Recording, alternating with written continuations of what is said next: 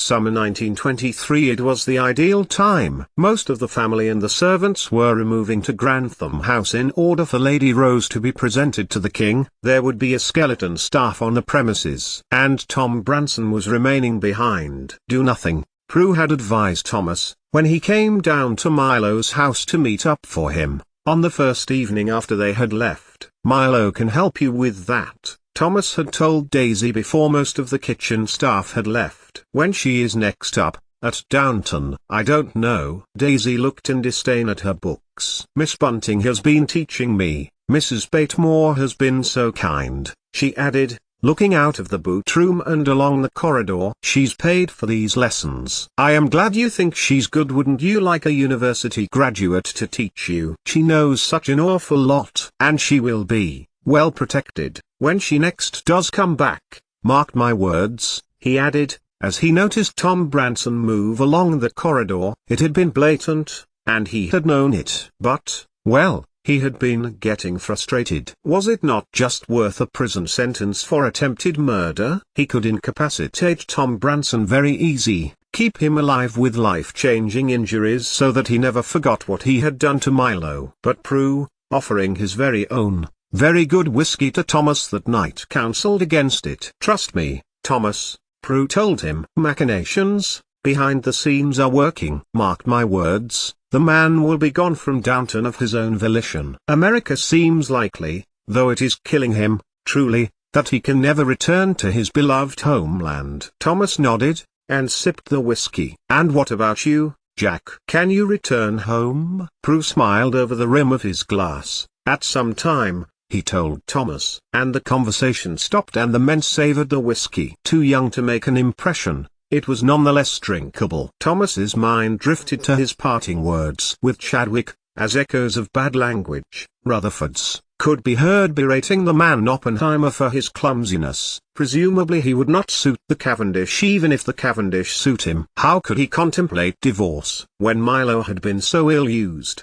Being married to Thomas was not Milo's problem. Something else was. And he was sitting opposite the key to the answer. What is it, Mr. Prue, that Branson did? What is he trying to achieve? For he had had a reply from his cousin. He had been to see Freddie Bonner, who had told him he had received Thomas's letter and discussed the situation with him. The Civil War does not help. The pro-treaty Irish have lost many of their leaders to the anti-treaty. But the law is clear. It comes down to whether Miss Ashby is Irish or British. And they had examined both. While their marriage certificate stated that Milo was British, her birth certificate recorded Ireland. An ancient law, whereby a marriage has taken place when a wedding has taken place, Prue replied. Thomas lowered his glass. But it can't be the law that ancient laws will take precedence in Ireland, pre-Christian law, druids and human sacrifices and all. Prue chuckled and listened to Thomas tell him about Bonner's detective skills. Your cousin makes a good point, Mr. Barrow. What we need to establish is, did the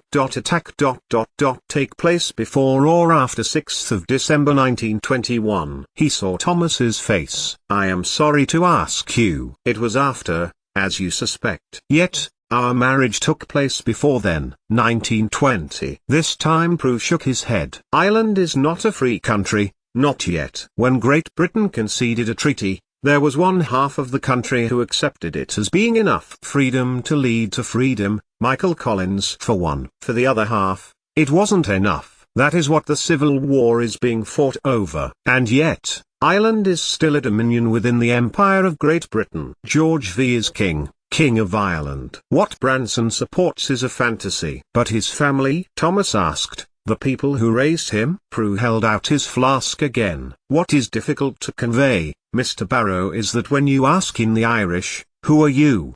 Because it also means, of whom do you come?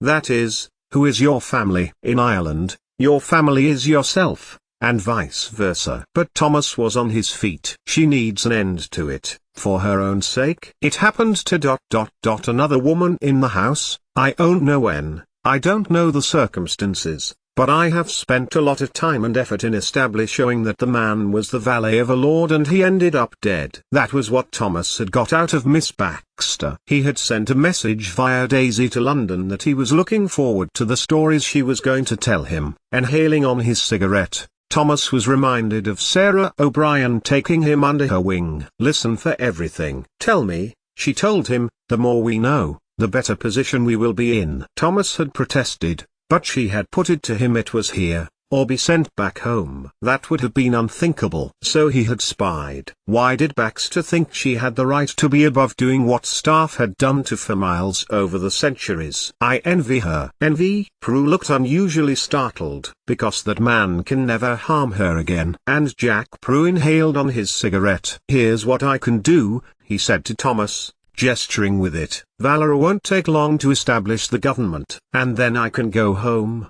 At that point, he sipped his whiskey. "As our dear child speaks the language, she can deliver the blow." "Blow?" The words that will condemn him forever." Prue smiled, a contented smile, and blew out a puff of smoke. "Which are untranslatable, I am afraid to say." "Mr. Barrow, have you never been in a position where the world is stacked against you? You are desperate, you contemplate things that you never thought was possible?" Had he ever? "Her ladyship's soap," Thomas murmured. "Your pardon?" "Her ladyship's soap." Thomas looked at Prue, as his ally and confidant refilled his glass. "It involves ...